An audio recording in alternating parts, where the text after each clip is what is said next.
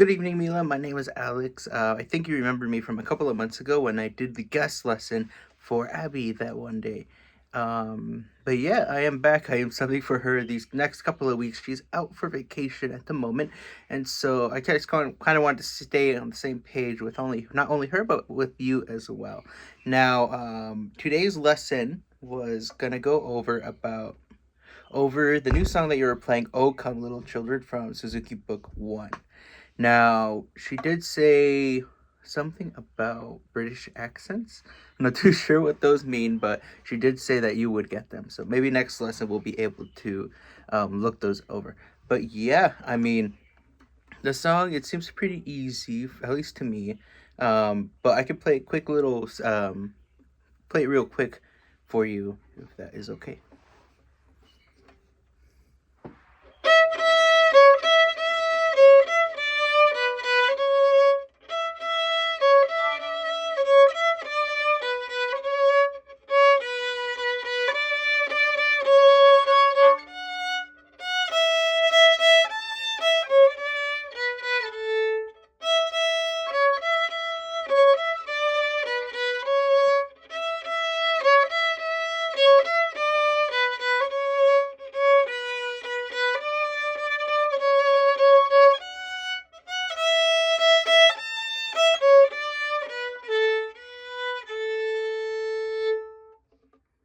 You kind of messed up there a little bit at the end, but that's okay. With this song, it's pretty straightforward. It's a lot of open E's. It looks like, especially in the beginning, starting on up bow, and then it goes down to C sharp, and then back to E, then C sharp again, and then D on A, and then B, and then C sharp, and then it does the same thing for the next three measures. It changes on measure 9, so it's up bow C sharp beginning, and then it goes down to B, and then D on the A string, and then C sharp on the A string, and then F sharp on E. And then it changes a little bit, so it starts on F sharp with a eighth note, and then it goes to E, and then A on E, and then open E, then C sharp. So that measure would sound like, right? And then you would go to D on A, and then B on the A string. So that measure would sound like, and then open A, like that. Pretty straightforward for me, at least. Hopefully you'll be able to figure it out this week. If you do have any questions, I would recommend writing them down, and then for next week we could probably look over those as well. But yeah, one of my main focuses that I kind of wanted to point out are the bowings. Up, down, and up bow and down bow. Sorry. Kind of take a look at those and just kind of pay attention as to what bowings you're doing. For example, on first measure, the very first note, you're starting on up bow, like that. And then on measure 4, you end on an up bow, or the first beat, the first quarter note is an up bow on C sharp, and then you do a bow lift, and then put your what's it called, your bow on the E string, and then once again you just play E again, like that on the string, and it happens again on measure 8 as well as measure 12. It looks like that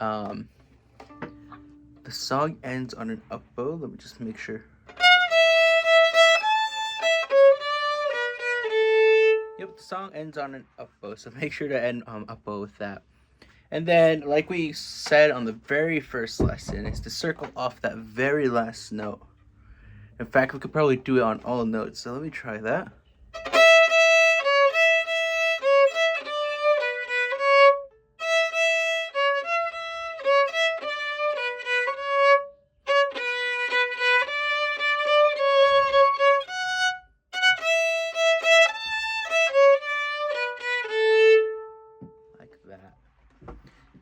Actually don't circle off on all the bow lifts on measures 4, 8, and 12. It might be a little bit difficult to get on the string. If you do end up doing it though, try to be careful of not having the string crash or the bow crash onto the strings. So that could sound something like this. With down bow. Hear that?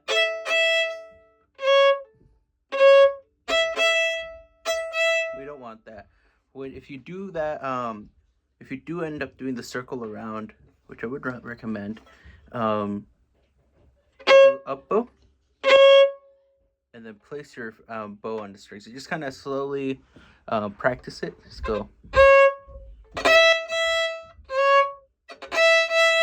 like that, and then you would want to end up somewhere on the upper, or like in the middle third, or even the upper third. So be like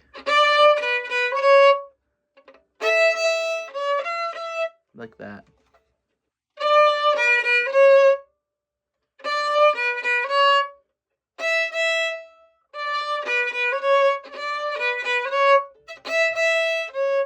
Something like that, right?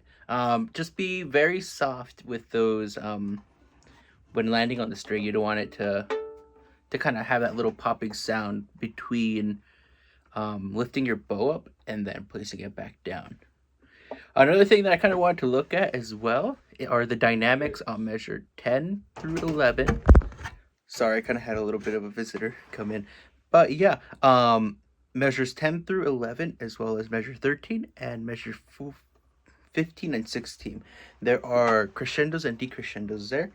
And then if you look at the very first note, as well as the as on the first, what is it? The last beat of 4, there is a piano. So it would go from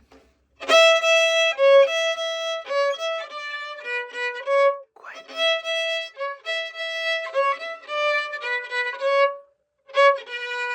Piano still.